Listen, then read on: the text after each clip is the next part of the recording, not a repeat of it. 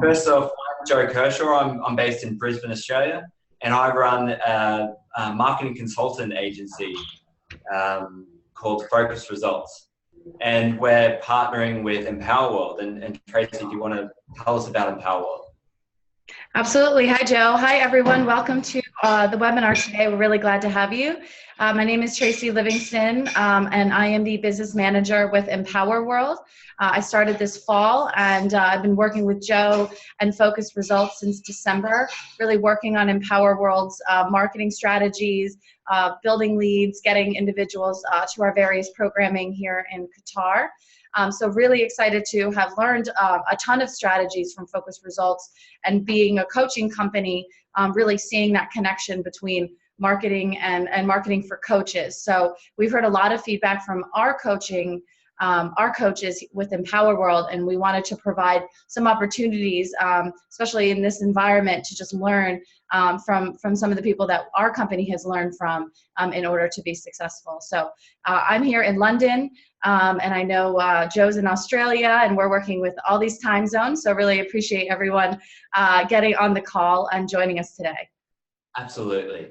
And today's theme is all about growing your coaching business, which is something that we both see a lot of coaches asking us, where maybe they're a brand new coach, maybe you're a coach who's been doing it for a few years, maybe you've been doing it for a decade.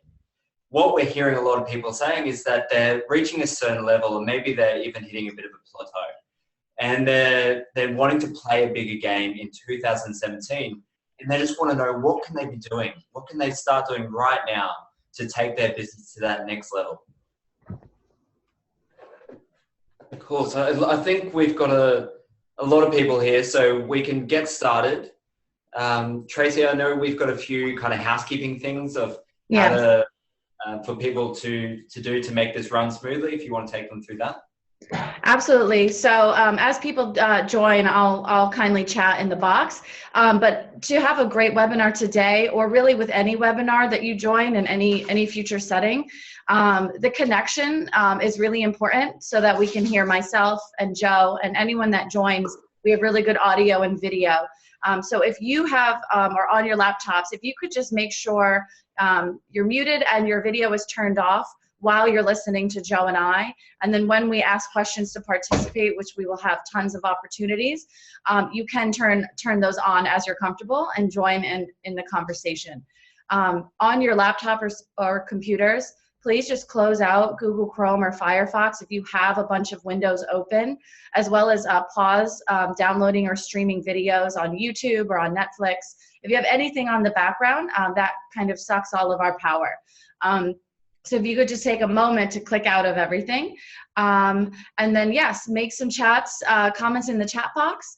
I already see people joining in and letting us know where they're from. So I'll be monitoring that, as well as joining in with Joe. So make sure you do that, and I think we're ready to go. Yes, and we'll keep trying to jump back into the chat, but if we miss you, we will come back. So this is what we're going to be going through today. We've got a lot of content that we can teach, and we've got things that we've planned out, but we really want to tailor this to you. So if there's something that you particularly need right now, you want us to dive into, then Tracey and I can do that. We can stop. We could be really here for hours, but we know we've got 60 minutes to make this as valuable as possible for you and give you things that you can implement today. So with that said, let's get into it. What we're going to be going over, what we plan to go over in this webinar, is number one, your business model. So we're going to be going through how you can create a profitable business model in your coaching business, and what that should really look like. Then we're going to go into understanding what your audience really wants and needs. So we're going to get really clear on who your audience is, and we're going to go into your different avatars. And most of you, or a lot of you, will have heard that term before, but if you haven't, we'll be getting into that. From there, we'll be going into designing your sales funnel. And if you haven't heard of that, we'll be going through that as well. What does it exactly mean? If you are familiar with what a sales funnel is, then we're going to go into different examples and play around with what that is for you.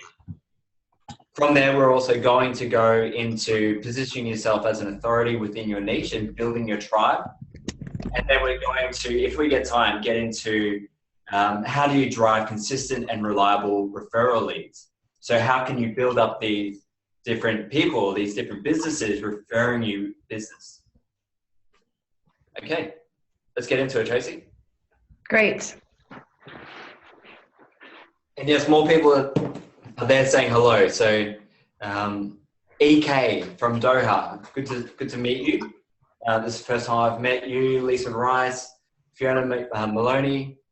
Okay, and Janine, for those who don't know, or most of you probably do, but Janine Bailey is the co-owner of Empower World, and absolutely an amazing woman. So she's on here with us today. Hi, Karen. We'll get into everyone soon, but if you just at any point just say hello and we'll talk.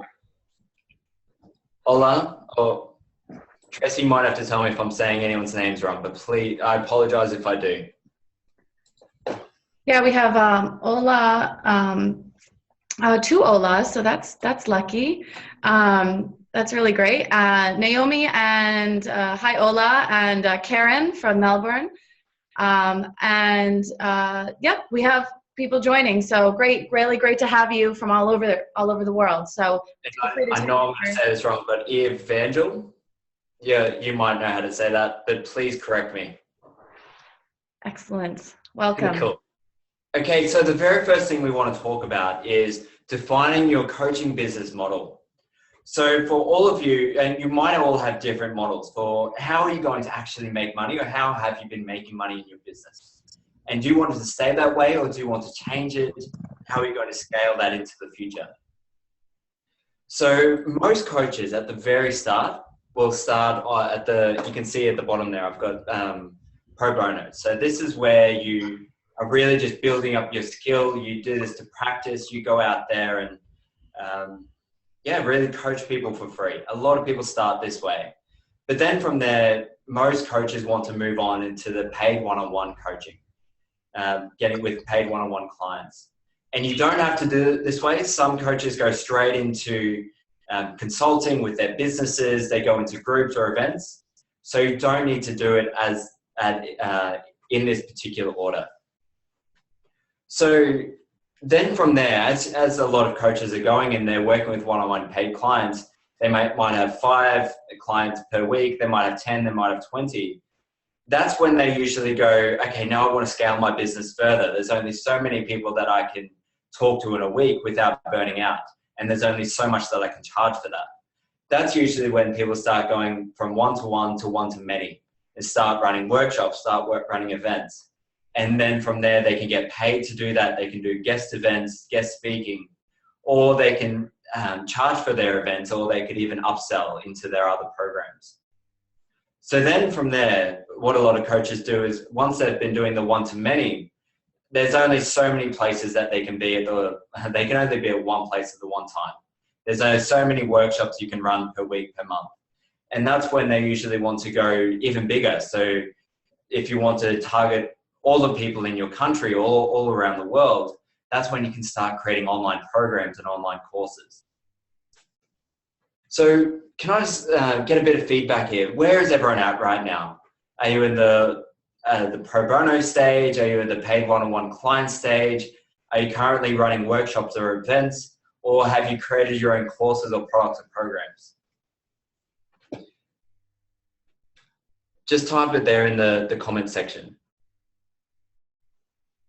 Pro bono is in the process of creating courses, book being released in May. Congratulations, Fiona. EK, paid one-on-one, moving on to workshops, great. Naomi, paid one-on-one workshops, pro bonos. Akana, workshops and creating courses. And Lily Rice just finished the training, so still doing pro bono. Great work. And Ola is pro bono as well.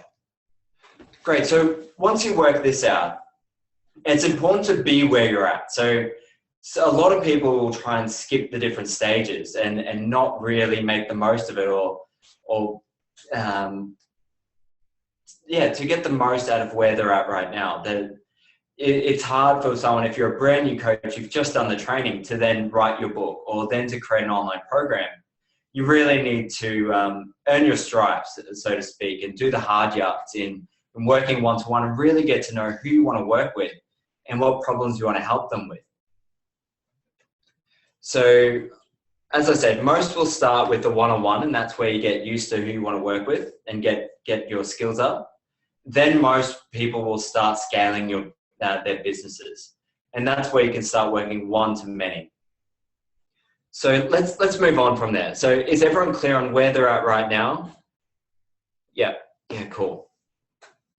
So once you know how you're going to get money, particularly right now, and remember that it's always going to change. So in 6 months from now, it's probably going to change where the majority of your income is coming from. I know when I was just starting out, I started out with paid one-on-one clients. But then I moved into creating my own courses, my own programs, and working with bigger groups. And if you talk to me in a year from now, it's probably going to be much different. So now we move on to getting to know your audience. And this is one of the most important things that coaches need to understand. And particularly if you're starting to get into niching, which I recommend that you all do, particularly if you've been a coach for more than a year. But what we usually say is at the start, your very first year, and when you're a new coach, you want to be working with as many different people as you can. You want to be trying out different things. And Naomi, I just saw your message. Yes, avatar. I'm not going to go too much into it, but yes, it is very important. So getting to know your audience. This is so critical. And Tracey, are you there? I'm not sure if I can't see you now. Here.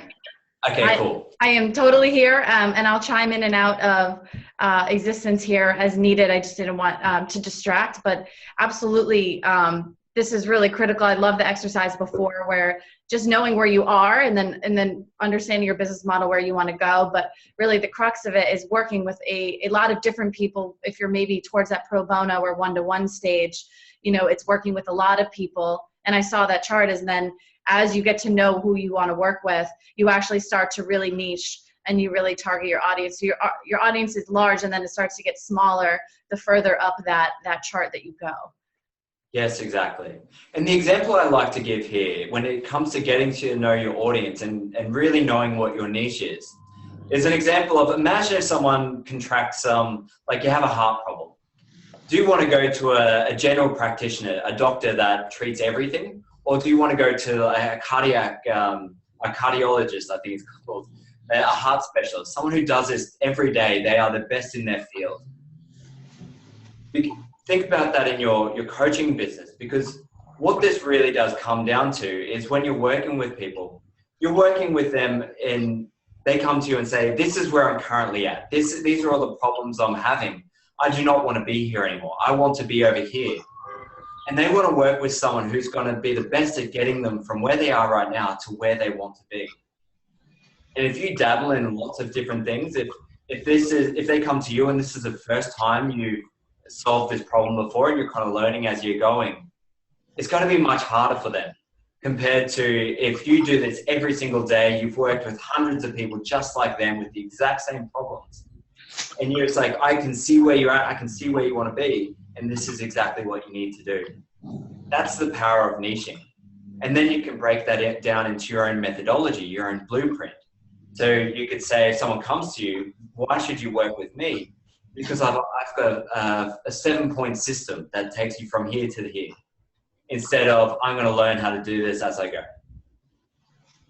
Right, and I hear that as that you're just in different stages. If you're learning as you go, people pay potentially lower rates or it's pro bono because you are actually getting so much from that each coaching session. So you're getting almost more than them potentially as you're learning how to do everything. And then as you become an expert, that's when you get laser pointed and you can charge really great rates, but then you are attracting just the people that you really want, and then you become even more of an expert in that.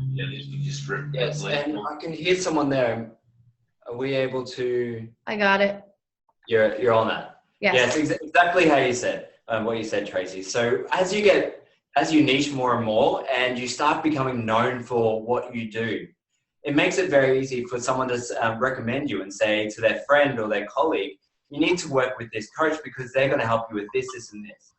Rather than if they don't actually know what you really do, you're a generalist, then you're going to be seen less and less as the authority in your niche, the go-to person. So let's get into this. Let's go through an exercise of really getting to know who your audience is. So what we want to know, and Naomi, you touched on this just before, the difference between who is your target market. They are, so we're going to go through your target market, your different segments, and also what an avatar is, and what is the purpose of knowing what an avatar is. So first of all, your target market is everyone that you could work with. So for me, I work with coaches. I work with anyone who teaches information. So that's my overall target market. But then from there, we go deeper into your different market segments. So for me, I work with one group is brand new coaches who are going through their training and now want to start getting their skills up, getting pro bonos and getting paid one-on-one clients. So that's one segment. Then I have my next segment, which is coaches who are running events and workshops and want to increase the amount that they're getting paid for that and start booking some bigger gigs. Then I have another one, which is the leverage coach, which is someone who then wants to start creating their own programs, their own courses, start reaching everyone around Australia, all around Qatar, all around England, all around the world. And then finally, my fourth segment is working with the trainer's trainer or the educator or the school, which are schools just like Empower World. So you can see how important that is, that I know who my different segments are. And what I want to do to encourage you to do is work out what are your different segments. So Tracey, can we go through the different segments of Empower World? So potentially people who are interested in personal development. I'll let you take that over. Yeah, we have a few different segments with Empower World, that we also then tailor our trainings and our programming to. So we have individuals who are interested in the coaching field, who want to become a coach, and they have a wide variety of interests. So we have a platform for people who want to be coaches, like all of yourselves, who are interested in supporting other people to achieve their goals and their dreams and facing all the challenges. We need a lot of these people around the world. It makes the world a better place. And so we have programming that supports coaches. We do executive coaching. So we go into organizations and work with leaders and C-suite individuals and hire senior managers to get them to be able to handle all of the challenges of an organization and to be able to drive change and innovation where they are. And we also do facilitation and workshops for staff within organizations, providing them coaching skills, conflict resolution skills, communication skills, to get them to be better in their jobs and in their personal lives. So really, it's a huge education business with Janine and Marie, myself and Arslan, who you may have heard from, and those different segments. And I know Marie and Janine's listening, and I may have missed a few, but those are our big chunks that we really work with individuals and companies to make them better places. Yeah, absolutely. Absolutely spot on. And for each of those segments, so you'll have your different ascension model and you'll have your different segments within that. So from the brand new coaches who sign up with Empower World to then once they've been a coach for maybe a year and they want to take that to the next level and they go through the diamond workshops to up their skills, and where do they go from there? Because they're going to have different needs, different challenges, different goals at that point. So it is important to differentiate them, because the solutions that you're going to provide for them and the way that you talk to them is going to be different. And that ties in with all of our marketing strategies, Joe, because if we're looking to work more with executives, and build that part of the business out, that's a very different marketing strategy with all of these demographics than potentially someone who's going to be coming in as a new coach. So all of that changes depending on who we're talking to. So really getting clear about that on our end with Empower World has always been a top priority. Definitely. Okay, so I'd like to hear from a few of the coaches here. Okay, we've got even more people here now. This is awesome. But if anyone wants to, just share some comments. Who do you work with? Or if you want to come off mute and put your hand up, we can actually play around with this for you. And first of all, if you're coming off mute, you don't need to have all the answers. It's not about being perfect. But putting yourself out there is the best way to learn. It's the best way to benefit your business. And also, but if you put your hand up and come off mute, then you're also helping everyone else who is sitting in the background, just kind of, getting that courage to put their hand up. So can we get a few people just sharing, who do you work with? And you might not need to know exactly. You might even say, I'm not sure who my niche is. And Tracey and I can take you through that. So Fiona just said you'll put your hand up. Do you want to, Tracey, are we able to bring Fiona off mute? Yes, and Fiona, if you have a video, if you want to come on video, great. If not, the audio is just fine. Yeah, I prefer not to. Thank you. But can you hear me? Yes. Great. So first of all, Fiona, thank you so much for putting your hand up.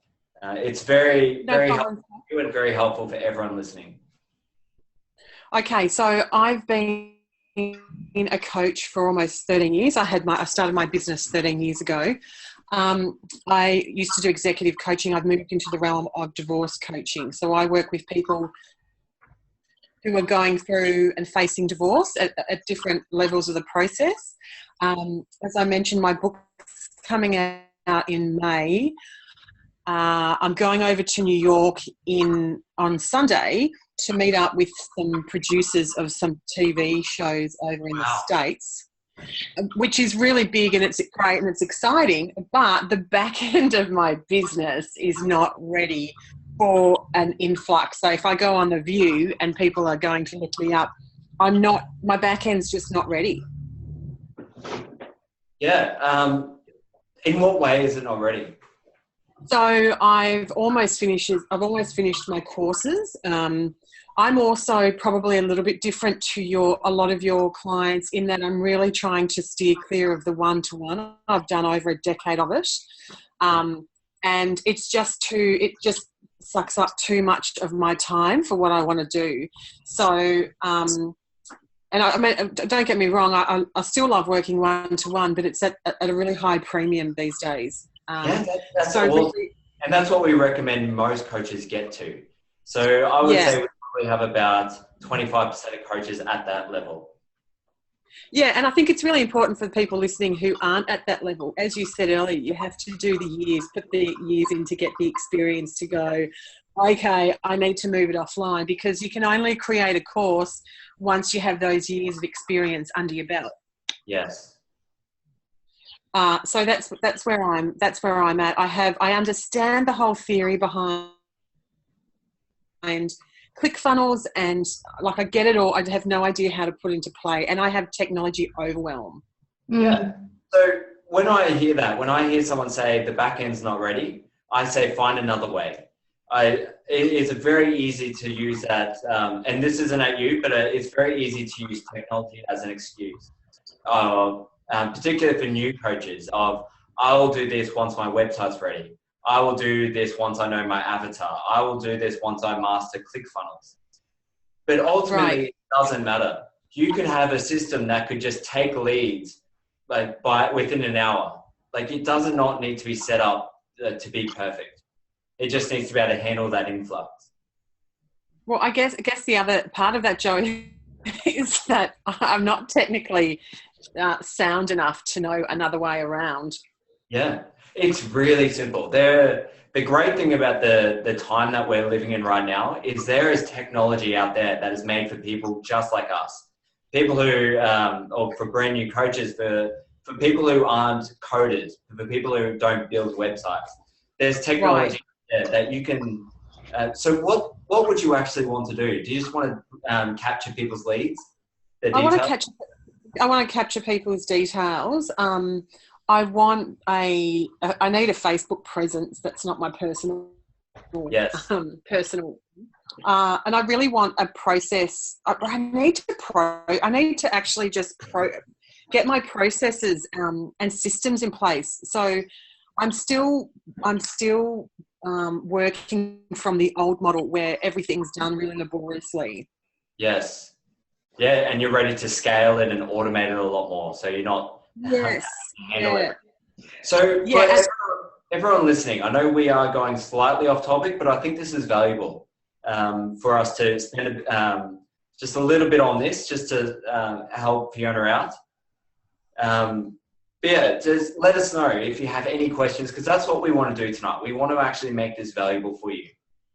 Joe, if I could chime in here with Fiona, thank you for sharing that. And I was working in the higher education arena as a program officer for a number of years, and I worked a lot with students coming out, and they're, you know, when we think of technology, there's all these different gaps between generations and what people are comfortable with. And hearing that, I would definitely say the fact that you're writing a book and you're going to be going to New York and having these opportunities, it would be really great to just find someone who can take that off of your plate completely, and that can make a platform, a simple page, as well as do some posts on social media. Some of the people today do it in their sleep. It's just second nature for whatever reason, and you may just want to put a call out on your Facebook wall, and I've seen this done successfully.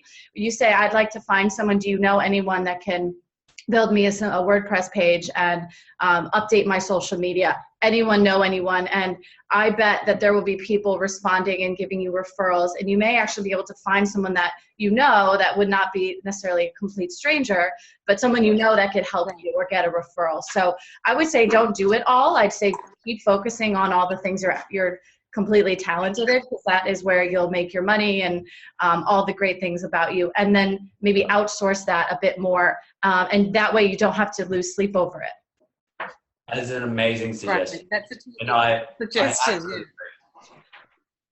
Yeah. So what I usually say with coaches, usually the first hire that they make or they should make in expanding their team is to get that person that Tracey just described. So your assistant, your virtual assistant, it could be someone in your town, it could be someone from your Facebook community, as Tracey said, or it could be someone that you connect with on Upwork. It could be someone over in another country who does all this for you. But the most important thing is to not get bogged down by the technology, because there are really simple solutions. Like, you don't need your own website. You just need a way to capture those details. Right. Okay. Thank you. Thank you so much, Fiona. We also had Archana who said that they would put their hand up. So if we want to have maybe one more person before we move on. Archana, if you want to unmute yourself and or turn on your video, whatever you'd like. Hi, Joe, and hi, Tracey. This is wonderful seeing you here. Hello. My avatar, what I'm targeting is young professionals, students, university students, high school students, and I'm also passionate to work with women. So to start with, and the course that I'm developing is to get productive. You know, I'm building a course on being focused and how to be more productive at work. And can you share, how long have you been going on your coaching journey for? It's 6 months now, actually. I've been doing few one-on-one coaching, but what interests me the most is group coaching. So I've just done one workshop last week on, and I had quite a good response on the number of students and parents who attended. So initially, I'm trying out whether it works on this age group from 16 to 22, and then I want to scale it up to other age groups, you know, women and youth, and this is the model I'm developing. I wanted your feedback on this. Yes, congratulations. So if you're happy for it, could we go through this exercise for you? So I'd like to hear more about this demographic of yours, this segment. Yeah. This the students are within the age group. Say, for example, they could be both boys and girls. Age group between 16 to 24. Yes. That's high school and university students located anywhere, because I'm planning to conduct online workshops. Industries, you know, any industry, student, profession, and they don't earn, but parents are the sponsors. Yes. And this is the kind of demographic and who want to be, you know, the problem many of the students face is they're not able to focus and they don't know how to effectively make use of the time and how how do you be more productive? Yes. Whether, So whether really, there is, sorry? so let's get it more into that now. Let's get more into the challenges and the pain points and the psychographics. So Tracey, if you can go to the next slide.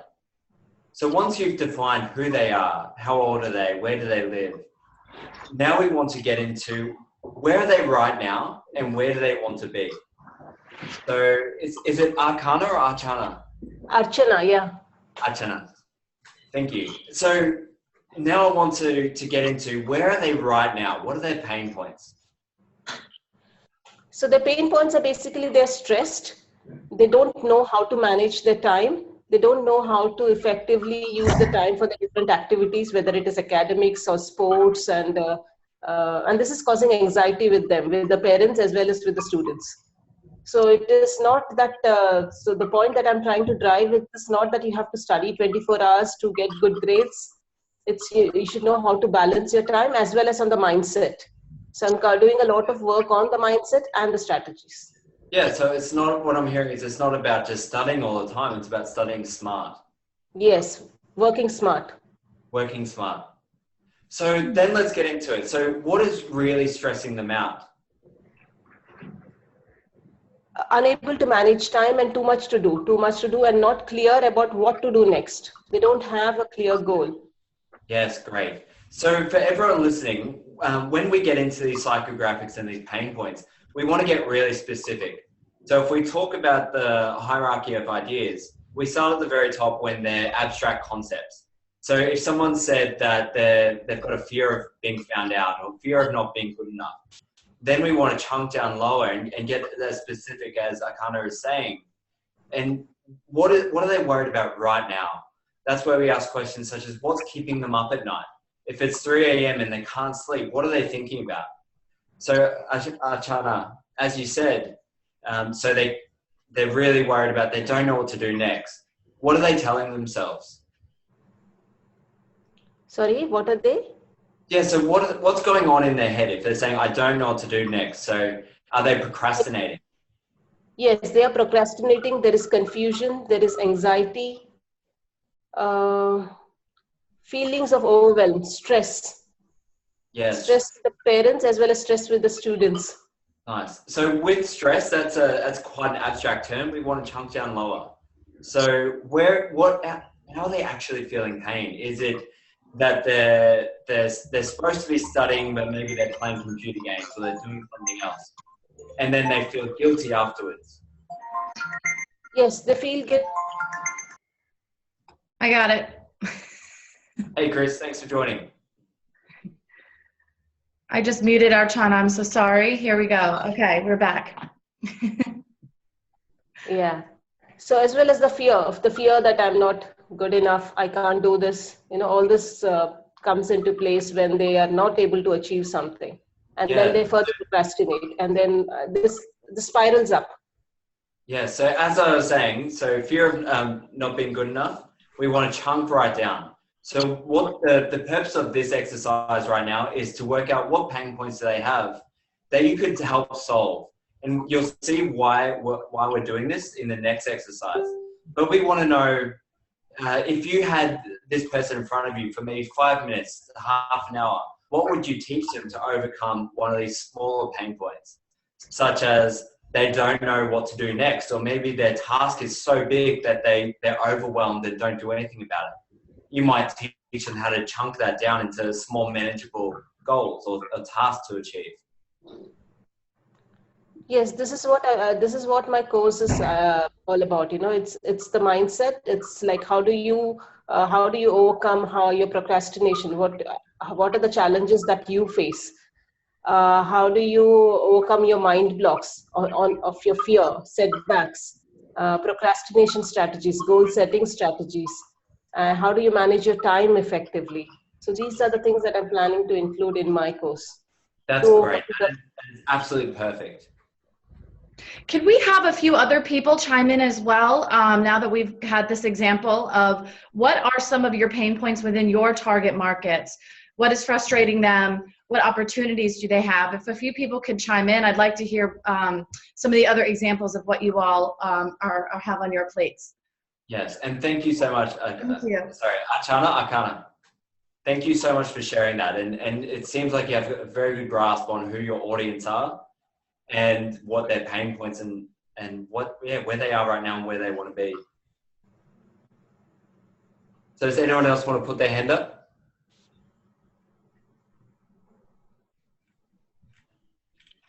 Otherwise, Tracey, we can keep moving. Oh, so Naomi just said she will. So let's do this because I really want to hammer this home and then we'll move on to the next stage. And Tracey, I'm not sure how we're doing for time if we have about 25 minutes. Okay, cool. So I want to get into, let's get into this because this is so important for everyone to know. But then I want to go into, finish up with what you can actually implement in your business. So Naomi, are you off mute? I am now. Great. Thank you for joining us. It's cool. It's great. Yeah, so can you tell us a bit about your target market and your different segments? Okay, so my target market are people who are having issues with their identity. Yeah, tell us more. This is quite a large kind of area. Usually it's due to an external event that has shaken them internally because their internal core is not basically robust enough to be able to handle whatever's the things life throws at us. So they lose their identity over different reasons. It could be, say, when I'm talking, an external event, it could be a change in the relationship, it could be a death, it could be, anything really. Yes, and Naomi, for everyone else, I've talked to Naomi before, so I know your, we've talked at length about your target audience in your different segments. And I actually love this one. Because it was when we started talking about this that we realized that so many people actually go through this, where they feel that this is who I am, this is who I've always been.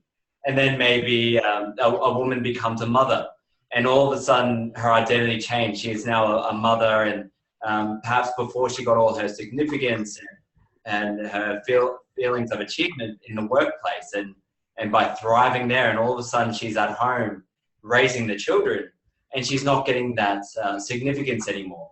So it's a changing, or perhaps someone gets married and they go from being someone who's single. That whole identity. Yeah, keep going. Yeah, and that whole identity thing becomes like it becomes a pain point in itself, because it's like, I know who I was, when I was doing whatever, and now this change has occurred and I don't know who the hell this person is now. Yes, exactly. So can you share with everyone, maybe what are 3 of the different segments that you could work with? 3 of the different segments. So one I've been working on is, as you know, parents who are either new parents or they've just had a child and work, not at work anymore. So there's a huge emotional change there. Yes. And so that would be one. Yeah, a huge, massive dynamic change as well. So that's going to have a big effect on the identity of someone. Yes. Another one is generally, women or men who go from a change in status in relationship. Yeah, so that could either be going from single to in a relationship or married, or going from a marriage to all of a sudden now being divorced. Yeah. So can you choose one of them? And I just want to ask you a few questions about the psychographics of it, just so everyone can really get this. Okay, so let's choose, becoming a mum. Let's choose. Yes, so becoming a mum. So tell me, what are her pain points? So let's say she was a mum that was working, okay, and she's become a mum for the first time. Yes. Her pain points are going to be there's going to be a lack of significance, or what she perceives as significance, due to what she was doing at work, and now she kind of feels she's not she's not seen, she's not appreciated, she's not, she's undervalued. And as everyone knows, that would be a pain. As everyone knows, that significance is one of our 6 core needs. Every single one of us needs to feel significant, and we meet that in different ways. So that's such a good point. Of all of a sudden, instead of at work, this woman has been doing a great job. She's landed that promotion. She's signed that deal, and everyone pats her on the back and says, "Great work." All of a sudden, she doesn't have that. Yeah, it's, she's at home. She's a new mum. The baby doesn't exactly pat her on the back and say, "Hey, you're doing a great job, mum." It's just, it's just crying and wants it to be fed and wants to sleep, and no one's actually, her husband's not coming home patting her on the back. It's just a thing that's just a huge change that's occurred. Yes. So what's she telling herself? So that's that's a high chunk pain point of not meeting that significance the way that she used to. But how is she actually languaging that problem? So I would say that she's telling herself that she's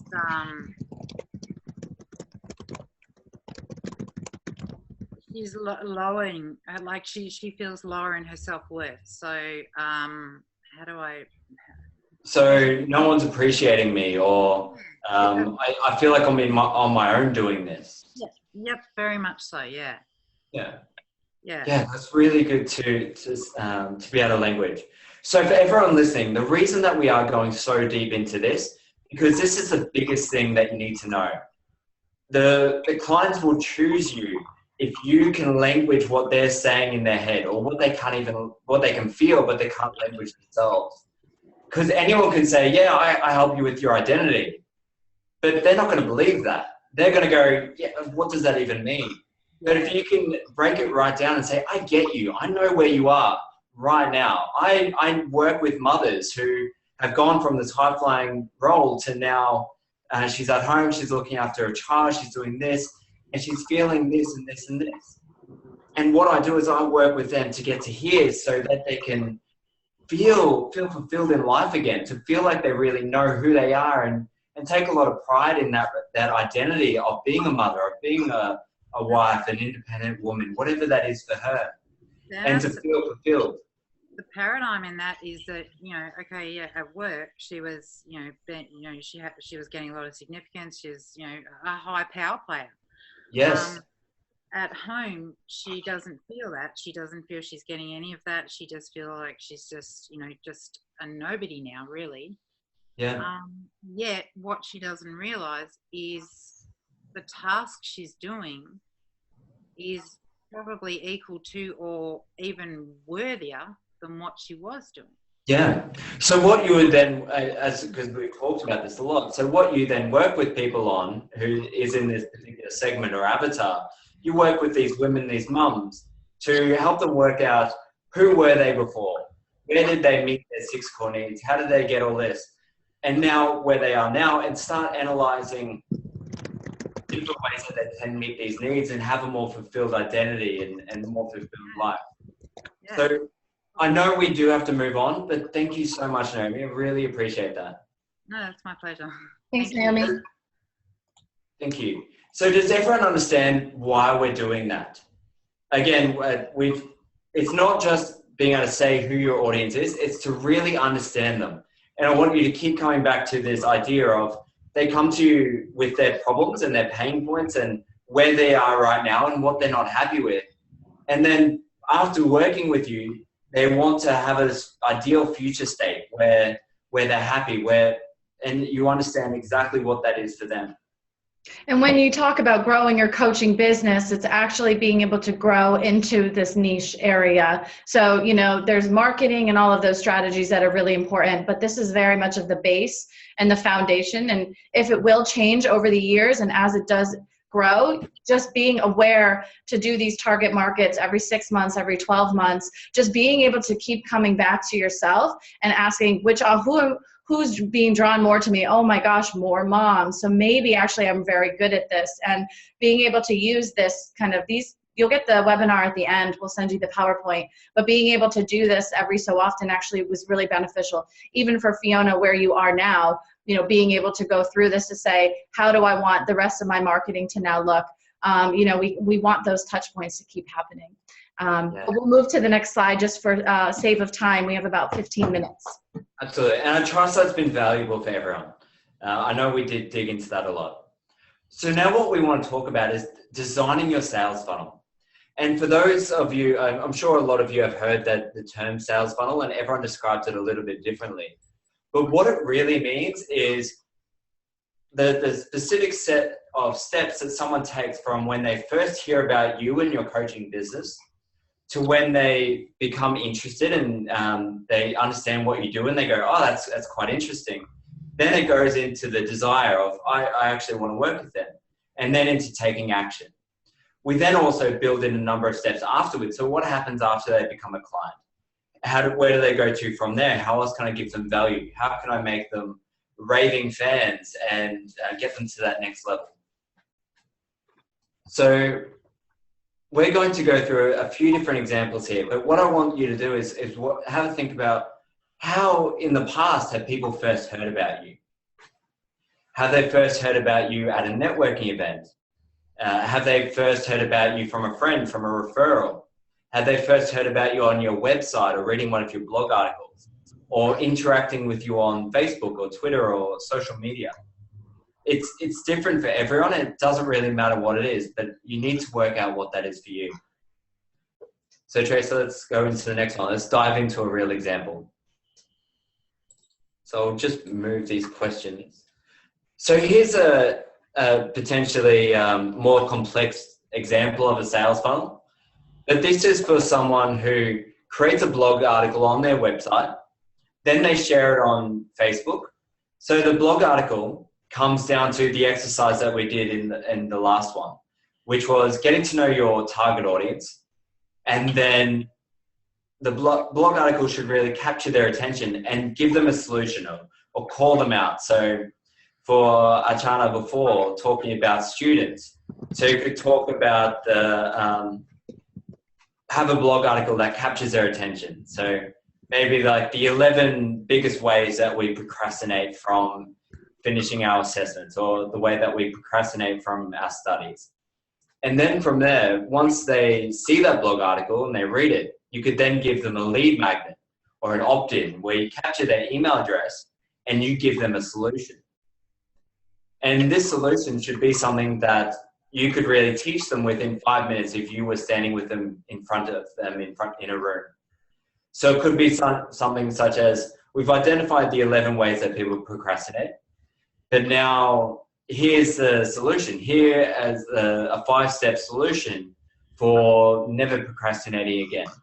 Or here are the 7 best ways to turbocharge your study or get the most out of your study hours. Cool. So in this example, so the blog article that's shared around, and you can promote that on Facebook or on LinkedIn to get in front of more of your right audience. Once they've read it, they've then opted in for a lead magnet. And then from there, you can either invite them to a webinar or invite them to an event or a workshop, or invite them to jump on the phone for a phone call. And that's where you can present value and give them value, teach them about what you do, and then sell them into one of your coaching packages, such as your one-on-ones or another paid event. So that's one quick example, and that's mostly a digital one. But a lot of coaches at the start will go from pro bonos, where they offer free sessions to people. Then from there, they can offer to go from pro bono to paid. Or other people might start by going to networking events and asking for a sit down or a discovery call or a discovery session, or going into a triage where they talk about what they could possibly achieve with them. Tracey, anything that you would like to add there of how you see coaches going from when they first hear, their prospects first hear about them to how they sign them up? Yeah, I keep coming back to the website, having a website, or that question that people have had about how much do I need to have an online presence, because this is very much online. The blog article, the Facebook webinars, I mean, it's all virtual. So we kind of have two different worlds, a virtual world, in which we're doing right now, and then we also have that very in-person world. Ola just wrote, I believe in word of mouth, especially in a small country like Qatar, so knowing your culture, knowing your community, and knowing what do you want, where do you want to make your most influence? Is it really far out, or is it, next door with your neighbors and, in your community? So the sales funnel will actually, it's very interesting, but it will look different to different people. But I believe the same premise is still true. So if someone does hear about you at the supermarket or with a referral, how do you still get in front of them in a way where they know how to call you? How do they get your information? Maybe you have other ways of providing that, because business cards and different things are still very valuable. So this one's very complex, but there's also, I think, that bigger question of where are you? What do you want? So Fiona is ready now to build out a much more bigger online presence. So that probably is hiring someone to assist with that, who has those skill sets, so Fiona can drive the other part of the business. But that's my take on it now. But I've gotten people coaching with me because they've gone to my website and looked at some of my articles online, and then they emailed me. So they've met me, but then they got my business card, went and saw my site, and then said yes. So, how else can they get that information from you? Yes, and really good point there by Ola. So most coaches will start with word of mouth and referrals, which is incredibly powerful, and I'd recommend everyone do that. That should be probably the first thing that everyone concentrates on, of how do you get people talking about you. It's when you get much bigger and you start working with a much larger audience that you don't get to work one-on-one with everyone as much. That's where I think we might move into that next, Tracey, the mere exposure effect. Tribe. Yeah, so. We can go to mere exposure if you'd like. Yeah, so let's get into that. So the point of this is when you're working with a larger audience, you don't get to work one-on-one with everyone. So you need to work on these methods that are going to reach a large amount of people and leverage your time.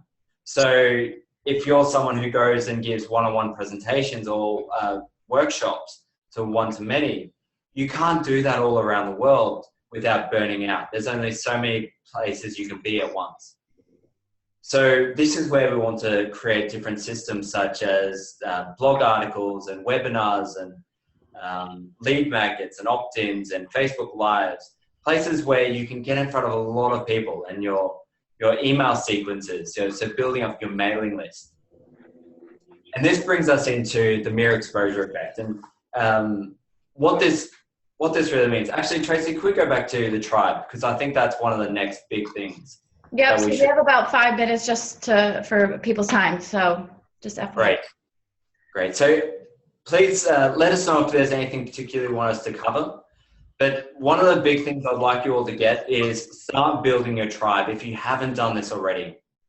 And what this means is start building your community where you're giving value to every day, where you're getting up in front of them and they're going to start seeing you as the authority. So ways you can do this is, if you are in the online world, then you can create your own free Facebook group or a LinkedIn group where you start attracting more and more people within your target market, your audience, and you bring them, you unite them around a particular mission, and you help them with it every day. So you don't need to only do this on Facebook or only online. You can have meetups where you meet up with people and regularly help them. But this part is such a great way to leverage your authority and your reach with people. So can I hear from people who here has started building their own community or started building their own tribe, whether that's on a Facebook group or a LinkedIn group or something else? Just type it there in the comments, or feel free to raise your hand and we can bring you off mute. Yeah, Ola, can you share an example?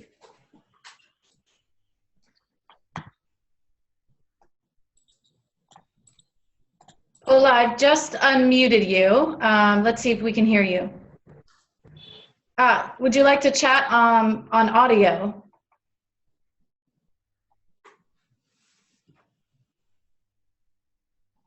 Okay, so Ola's going to chat this in, but they're sharing an example, and they've started on all social media channels.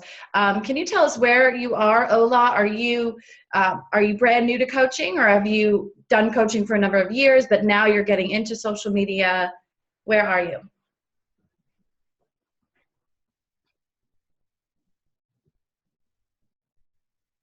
Okay, so Ola has been coaching for a number of years, and they've just started on social media. So really great to hear. And Ola, whereabouts do you have your communities on social media?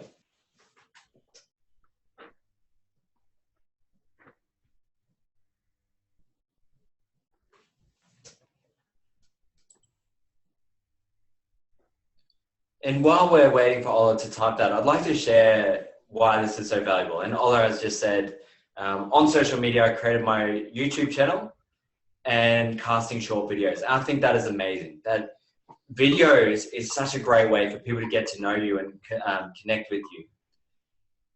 The challenge with videos is it doesn't allow people to interact with you as much other than in the comments, which is why I do recommend either a Facebook group or a LinkedIn group. But if I want to share why I think this is so powerful. So I run a free Facebook group for coaches called the Coaches Super Group. And it's something that I try to post something every single day or every single week. And the way that I treat that group is that they're people that I can help every day. And I don't see them as my potential clients. I see them as people as a part of my mission. Even though a lot of my clients do come from those groups or that particular group, it's not a place that I make into a pitch fest where I'm always selling. So what I'd recommend to you, to everyone listening here, if you can work out where you're going to start building up your group and then start giving them value, start giving them tips, solve their problems every single day, and they are going to see you as the expert. And they're going to become your clients. They're going to tell other people about you. And it's just such a great wealth of referrals right there. And I think it's important as well, as most of you are probably accredited coaches, you've gone through training, you've gone through this process that does accredit and certify you, but not many people know what that means. And so, we all understand what a master's degree is or a bachelor's degree or a PhD, but with coaching, it is a growing and new field. And so getting out there and putting out content shows that we're in that field. It's kind of like our field research as I think of it. I find a really great video and then I post it and I write something about it and then I get people to say, wow, that was a great video. The people in my network might not know where to find that video, but I provide it for them. So they're like, Tracey knows where to get all of these great videos somehow. She's magical.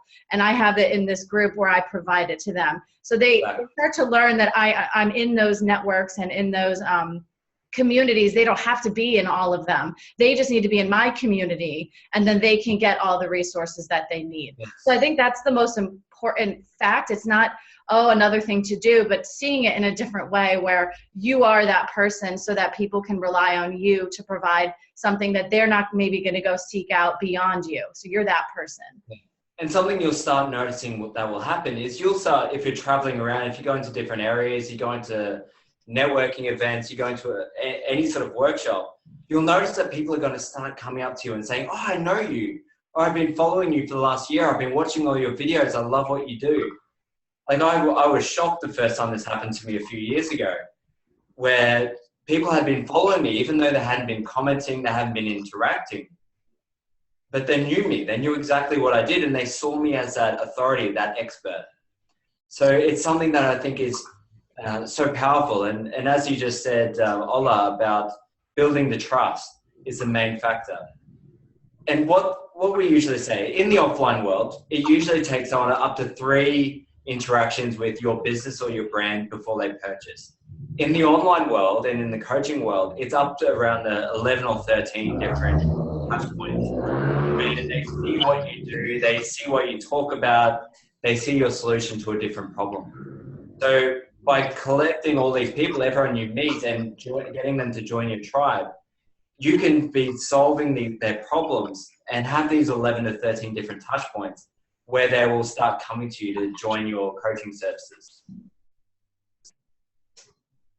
Great. So we're just on time now, Joe. Where would you like us to go next so we can make sure we finish on a strong point and also wrap up? Yes, absolutely. So the purpose of this first webinar, particularly in our partnership with Empower and your community, was to give you an overview. So I wanted to touch on a lot of things, and we are going to go much deeper into each of these things, as well as a lot of other things in future webinars. And I think we can say that we are putting together a program which is all about the particular, going much deeper into things that you can do and you need to do to grow your business. But for now, I wanted to keep this as more of a general overview and to touch on a different range of different topics and see what is of most interest to you, to see where we can be of most value to you.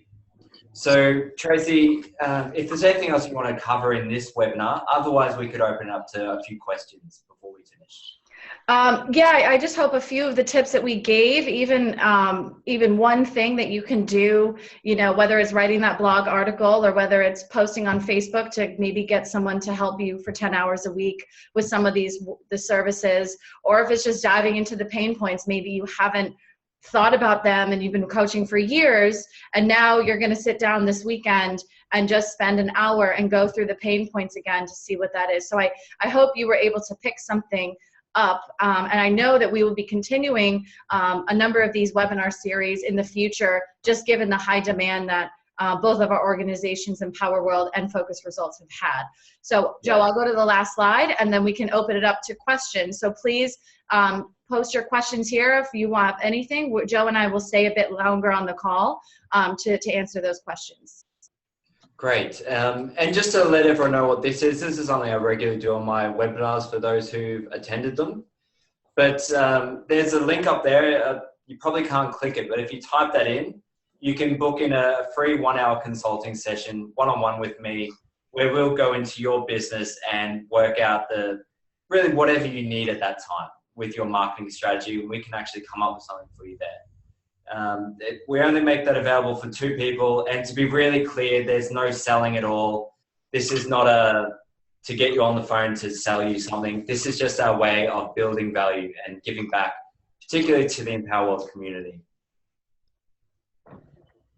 And I will send you the PowerPoint after this, so you'll also have the link there.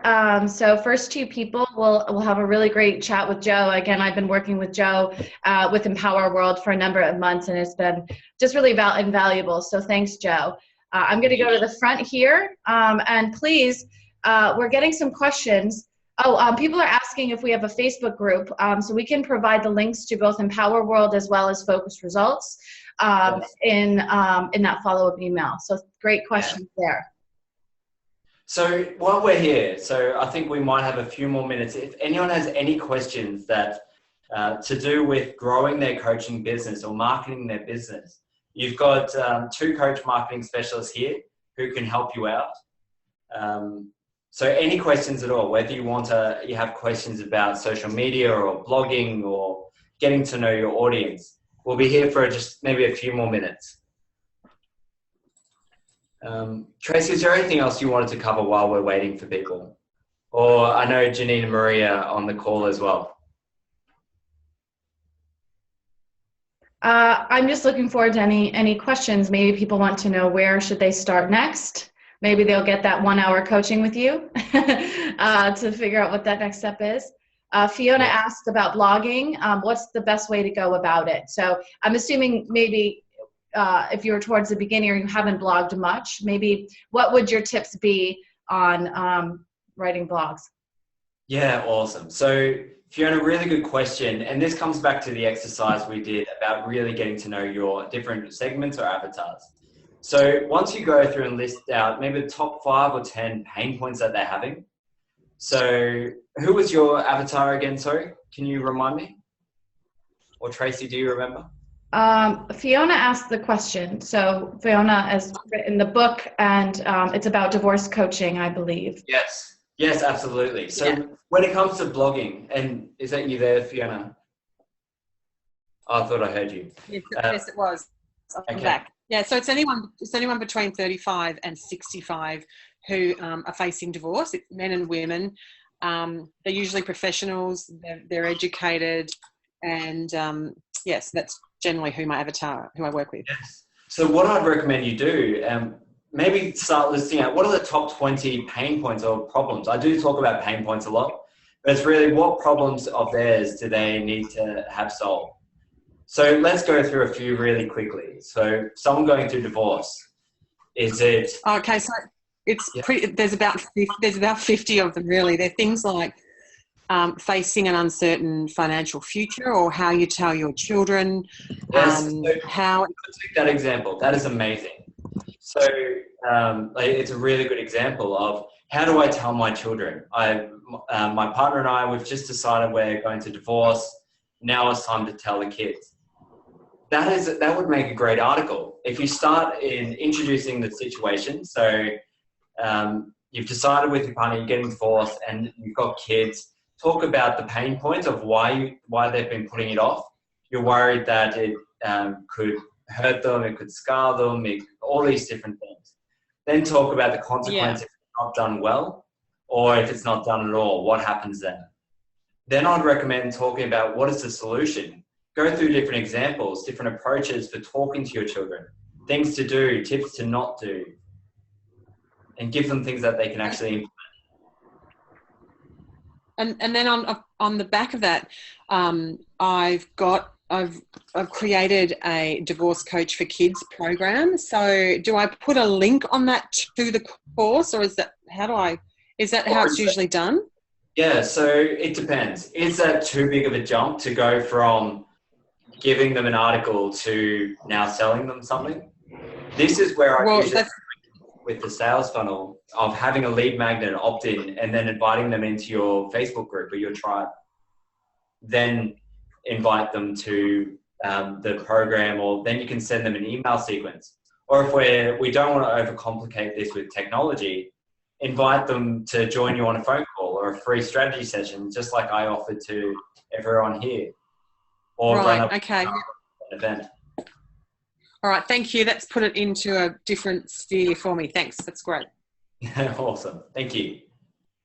Have we other questions? Yeah, we had another question about someone didn't hear much more about a website. So we've talked about using social media, but what about websites? So how can they be effective? What's the best way to go forward with a website? Should they have a website? Might even be a question. Yeah, awesome. So first of all, I see, and my background, I've been a digital marketer for the last 12 years. I've worked in agencies. I've been running my own agency for the last 3 years. I've got a team who builds websites. So first of all, I'd start by saying, yes, they are very, very powerful. Is it critical you have one to be a successful coach? No, it's not. It's not the first thing that you should do or that I would recommend you do if you're a brand new coach. I would much rather see you go out and network and give value and run pro bonos and just help people, and then start signing some clients. From there, I see the website as a way of magnifying your success. That's how you start building your online brand and your online persona. So to answer your question, yes, I see that as a magnifier. Whereas some other people might be an executive coach and it's important for them to look professional. So they might meet someone at a networking event and they say, can I check you out on your website? That could be more of a credibility thing. And if that's the case, then yes, I would recommend that, but it's not critical. Does that answer your question, or do you want to go into Well, actually, let's probably go into that deeper on another webinar of how do you actually build a website or get someone to build a website for you. Yeah, Lily says, lovely, thank you. Yes, and I agree. I think maybe even a website would be a really great webinar kind of as a standalone is the best way to do that and your persona. If people could chat in, maybe just what are you taking away? What is one thing you were going to potentially look to do on the call? It would be great to just see what you're taking away or maybe what your challenges are with next steps, because that will give us some feedback about what other webinars in the future we can hold for you. So what are still your challenges that you want us to chat about?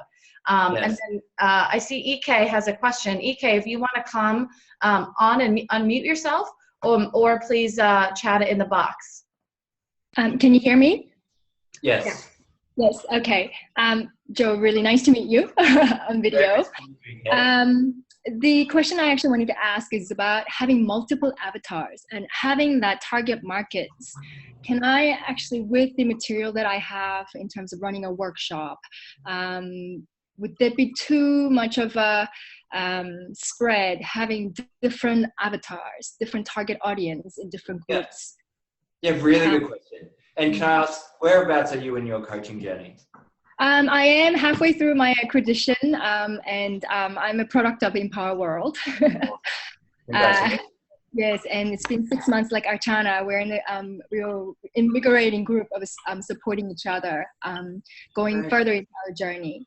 So can I answer that? So if you're in your first year, I usually would recommend don't worry about getting too detailed in your avatar right now. Don't worry about niching too much yet. You might have an idea of who you want to work with, and you will find that you're attracting certain people. My prediction would be within a year, that's probably going to change. I know it changed for me, and it's changed for everyone I've worked with. But, so don't worry about that too much. The next question, the next thing I would say is, once you have been working with a lot of people, and you're just like, yeah, this is who I want to work with. Then I would say that's your target audience. So that's everyone you could work with. Then from there, you want to get down into each segment. And an avatar is really just a representation of that segment. Are they all related? Because what I'd usually predict is that most people, when it comes to their avatars or their segments, they'll actually be a part of a life cycle or a journey, all within the same target audience. But if another way of saying that is if you're everything to everyone, then you're nothing to no one.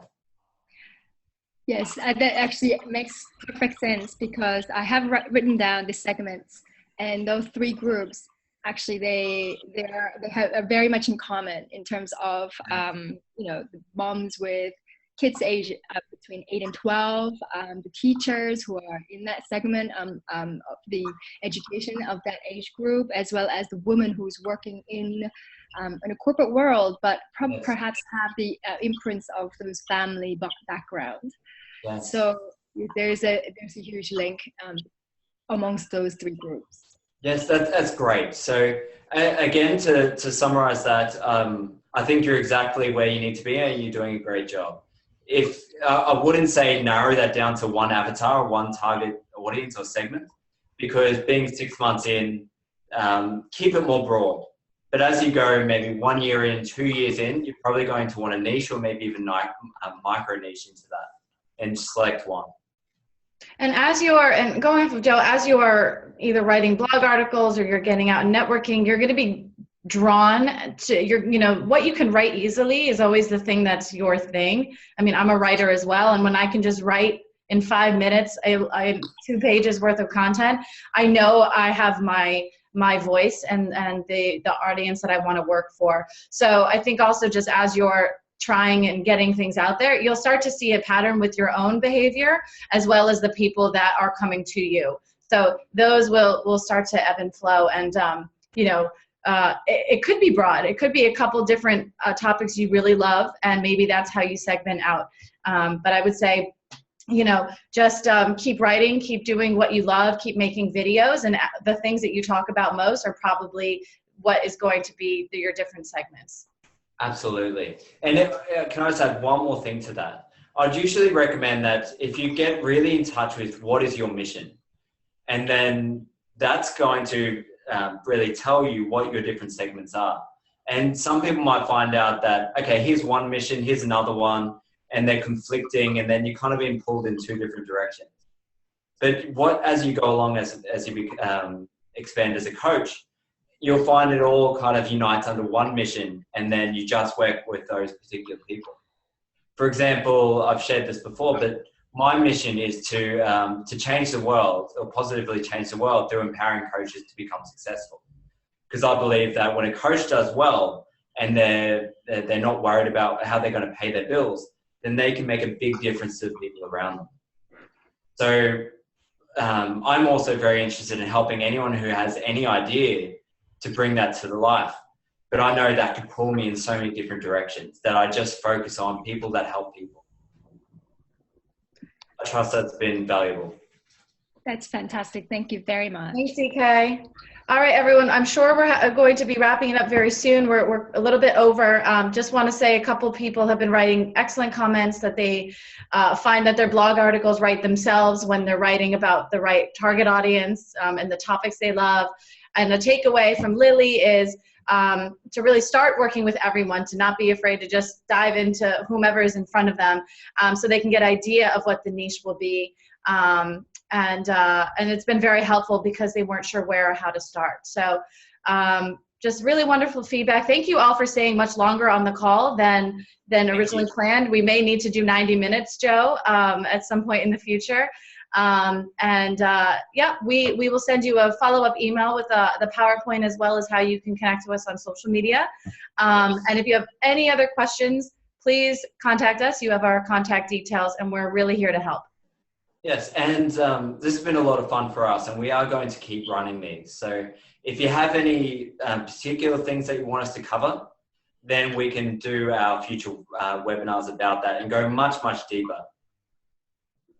Wonderful. All right, everyone. Thank you so much. Have a great rest of your day and your weekend, wherever you are. And we will hear from you soon. Thank you. Everyone in London and England and I think in Qatar, it's morning there. Yes, so we're starting the day. In Australia, it's the evening. So yeah, thank you very much for joining us. Thanks, everyone. We'll chat soon. Thank you. Bye-bye.